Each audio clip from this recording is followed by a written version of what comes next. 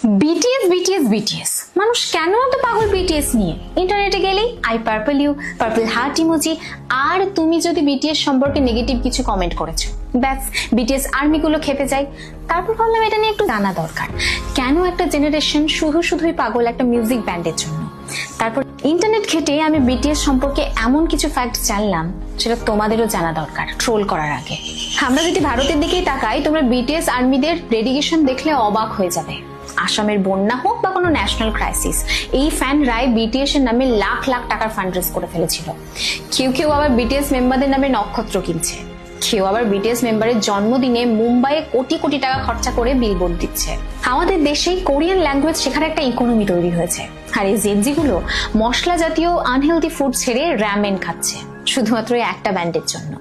তাদের ইনফ্লুয়েন্স ঠিক কতটা পাওয়ারফুল একটা উদাহরণ দিলেই বুঝতে পারবে। বিটিএস এর একজন মেম্বার জাস্ট ক্যাজুয়ালি লাইভে এসে একটা লিপ বাম ইউজ করে, আর রেজাল্ট কয়েক ঘন্টার মধ্যে পৃথিবী থেকে সেই লিপ বাম পুরো স্টক আউট হয়ে যায়।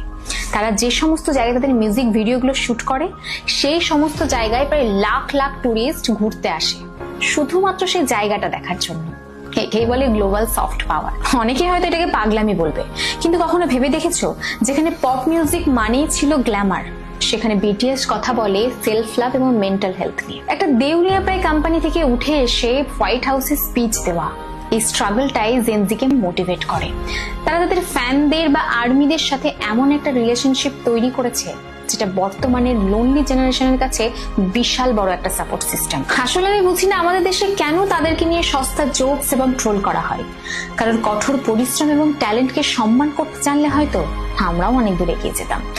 And lastly, I'm not a BTS fan and I don't enjoy Korean music much, but এটা অস্বীকার করার কোনো জায়গা নেই।